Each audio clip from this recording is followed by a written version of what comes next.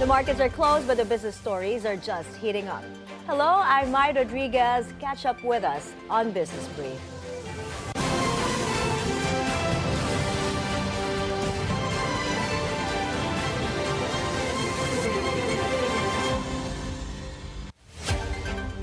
Asian shares mostly rise as a tech rally on Wall Street steadies sentiment, and a weaker dollar makes regional assets more attractive.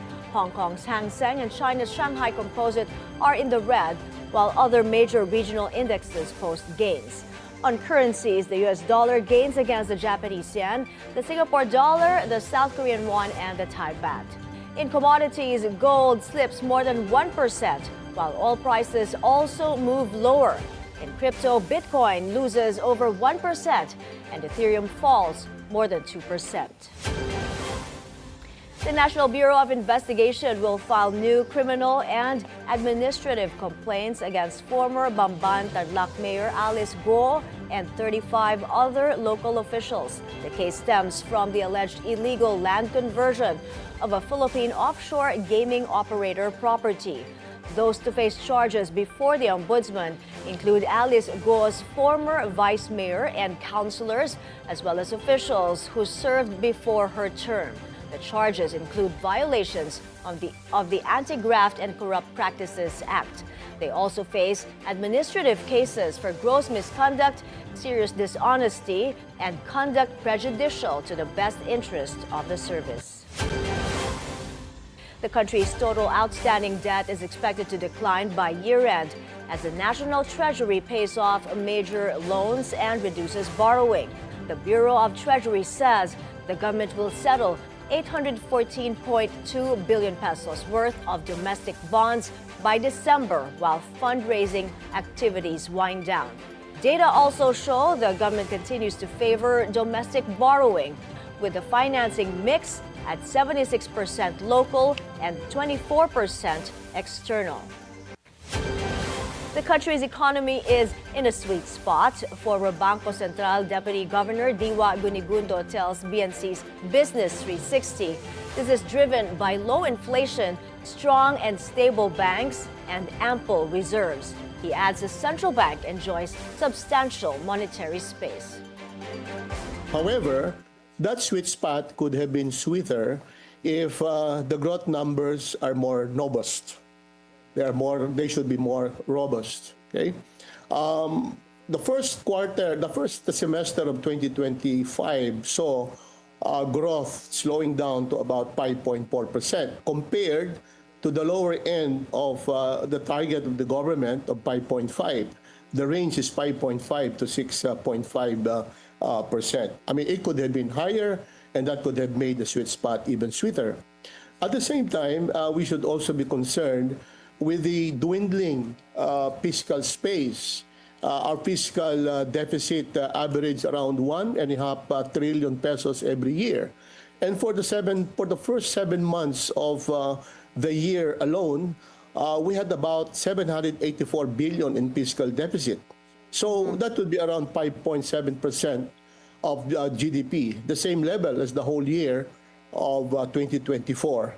Again, how do we finance the deficit? Then either we impose higher taxes or we borrow more.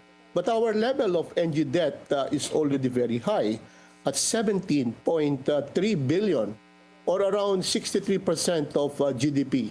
So in other words, we could have been enjoying a sweeter spot if these numbers have been better, have been more favorable than what the numbers suggest at this point. Guinigundo also says that if corruption in the Philippines were reduced to Singapore's level, the investment to GDP ratio could rise by 6.6%, while annual per capita GDP growth could increase by 1.65%. If we are just able to moderate or control greed, okay, in the execution of public works projects, that could translate into lower poverty, lower income, an equal distribution of income. That could also translate into more public works projects for the benefit of our people. Yeah. Okay? Yeah, sir. As And a cautionary tale is what is happening in Indonesia. No, there are also hostilities in Thailand and Myanmar. So those are cautionary tales. There could be a tipping point, no, to all of this. The people are beginning to see what is happening behind those budget process and execution of public works project.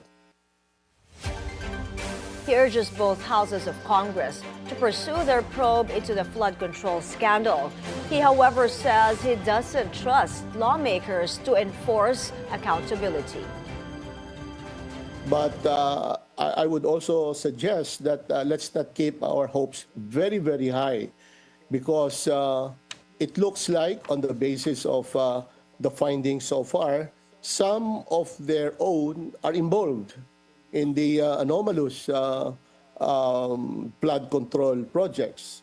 And that means that the investigation or public hearing may be conflicted, because some of those who are involved and some of those who are concerned, and they could be the same people who are doing the investigation, should be held accountable, and therefore they should also respond to questions of their own.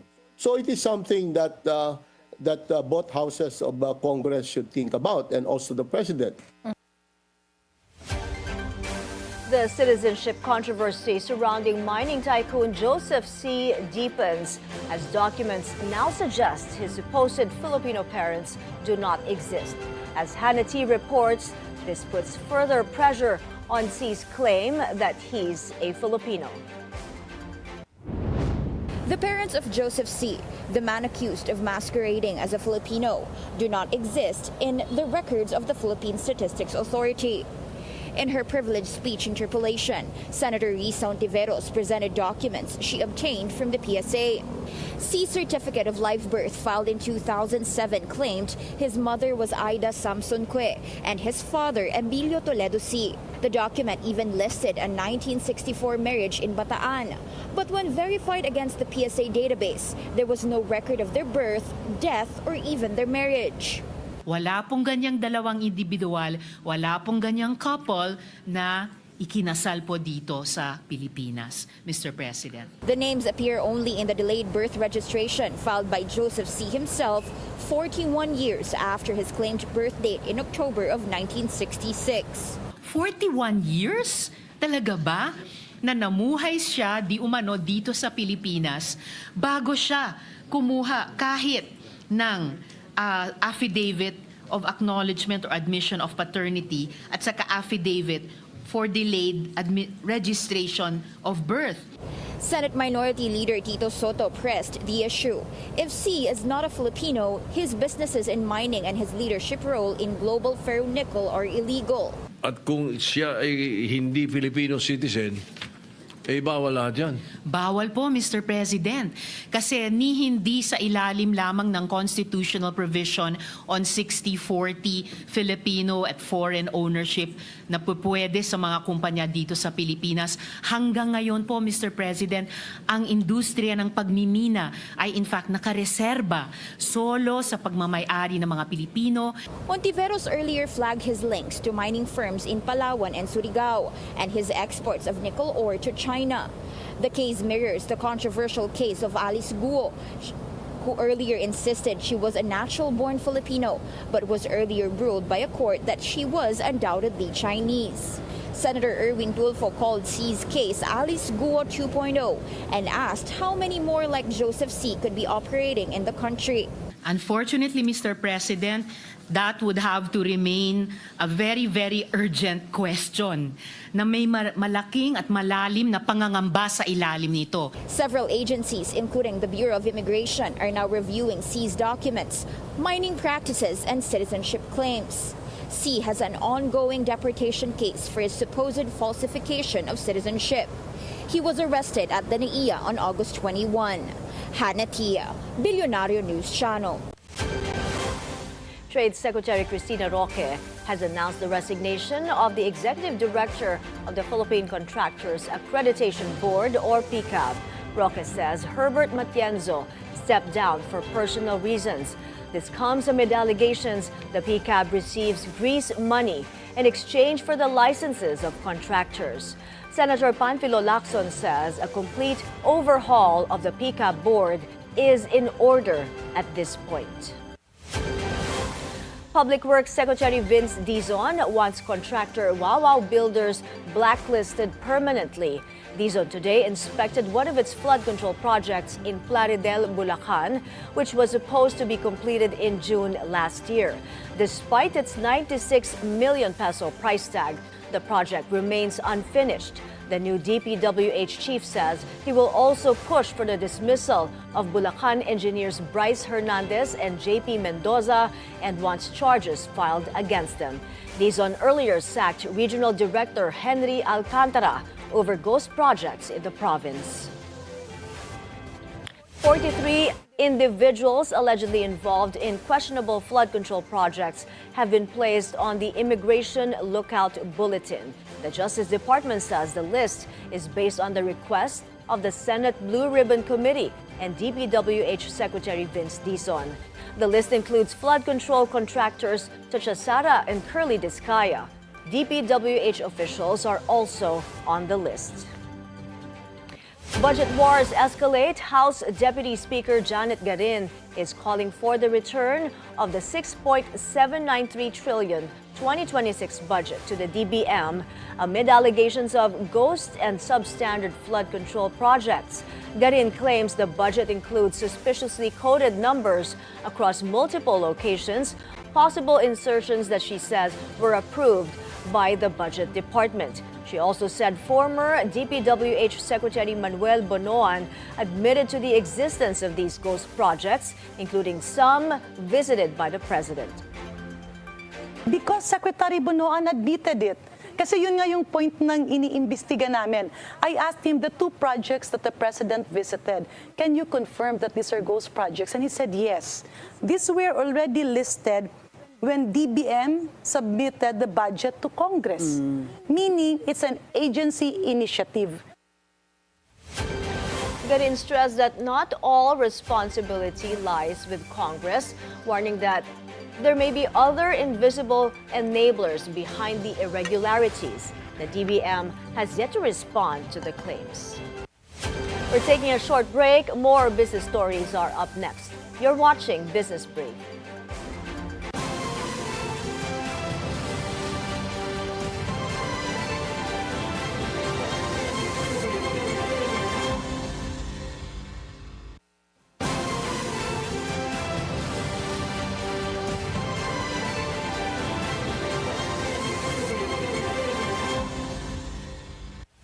President Bongbong Marcos signs into law the enhanced fiscal regime for large-scale metallic mining act. The new law mandates mining companies that operate within the government's designated mining sites to pay a royalty of 5% of their gross output. Those operating outside mineral reservations will be subject to a margin-based royalty on income from mining operations. The measure also imposes additional taxes when a company's profit margin exceeds 30%. Senator J.V. Ejercito, who sponsored the bill, welcomes its passage. We are very happy that today RA 12253, or the Enhanced Fiscal Regime for Large-Scale Metallic Mining Act, has been finally signed into law. By simplifying our mining tax system, we hope to generate an additional 6 billion revenue annually. Pwede po itong gamitin para pondohan ang high-impact projects gaya ng infrastructures at syempre ang universal healthcare among others. The government is weighing a radical move, the possible shutdown of the country's coal mines to speed up the shift to renewable energy. Energy Policy and Planning Director Michael Sino Cruz says a study will be conducted to assess the impact on workers and host communities. But Semirara Mining, the country's biggest coal producer, warns that coal remains the backbone of the baseload supply needed to keep electricity affordable. The Consunji-led firm adds any phase-out will require careful planning to balance energy security with livelihoods. SM Supermalls is entering what it calls a bold new era, an expansion strategy that goes beyond sheer size and numbers. Sujin Kim joins us on the line for the details. Sujin, go ahead.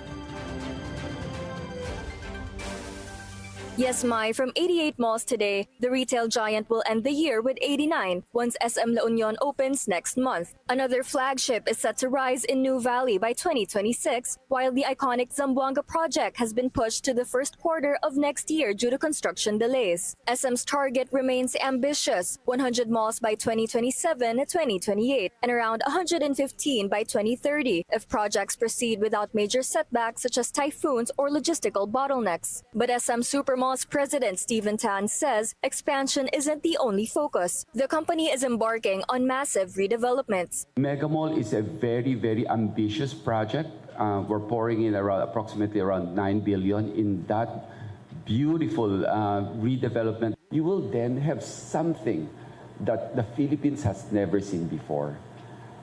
It's going to be an indoor rooftop garden, no? Just like I'm sure everyone's familiar also with Gardens by the Bay in Singapore, something similar to that.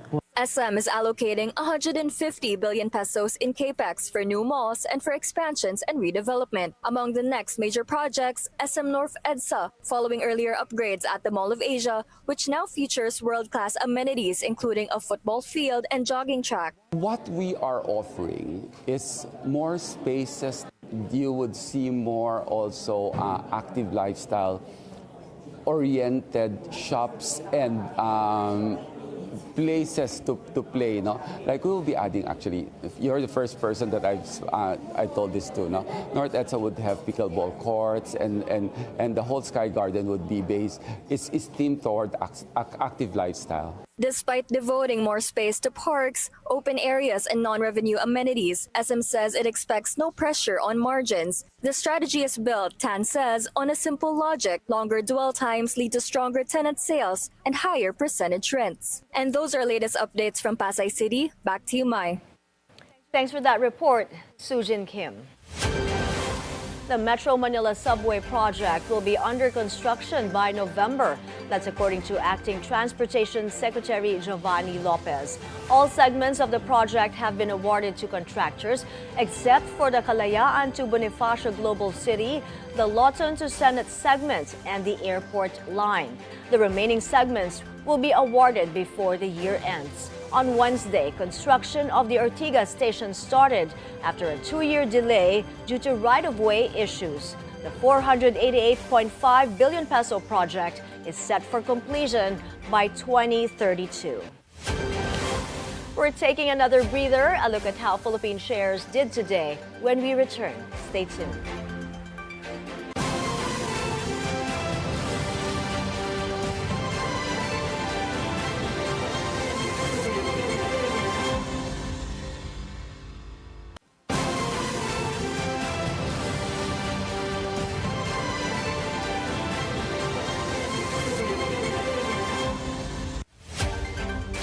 You're back on Business Brief. U.S. President Donald Trump urges the Supreme Court to decide on his emergency tariffs. Trump wants a lower court ruling overturned that found his administration acted unlawfully by imposing many of his sweeping tariffs. He warns removing the tariffs will make the U.S. a very poor nation. We're in a much better position. We have trillions of dollars coming into our country. If we didn't have tariffs, we would be a very poor nation, and we would be taken advantage of by every other nation in the world, friend and foe. We're not going to let that happen. And we have a very, very big case in the Supreme Court. I can only say this.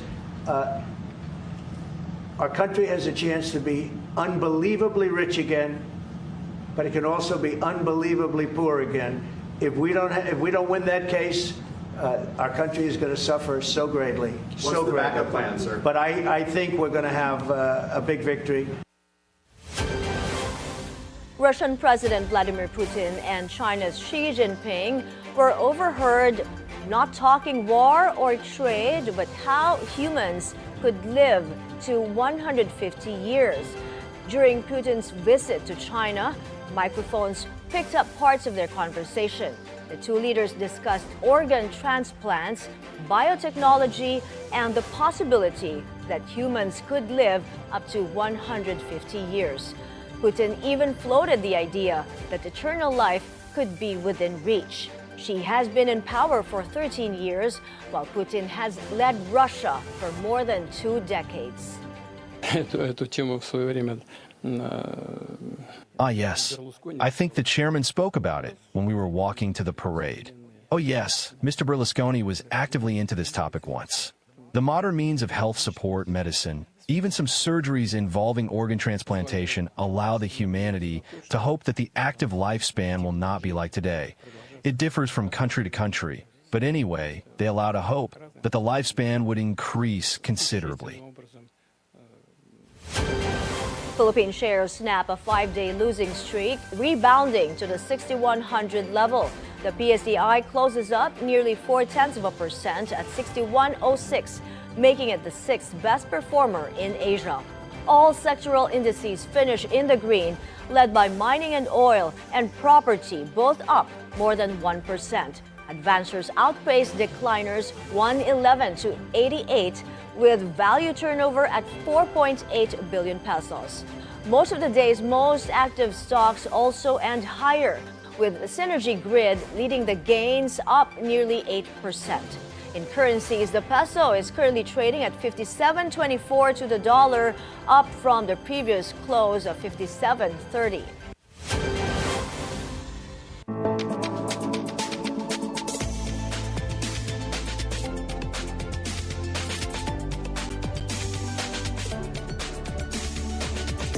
That's a wrap for today's Business Brief. I'm Mai Rodriguez. Join us again tomorrow as we bring you the stories that help you plan your next big, bold moves in business. Only here on the Bilyonaryo News Channel. I'll see you then.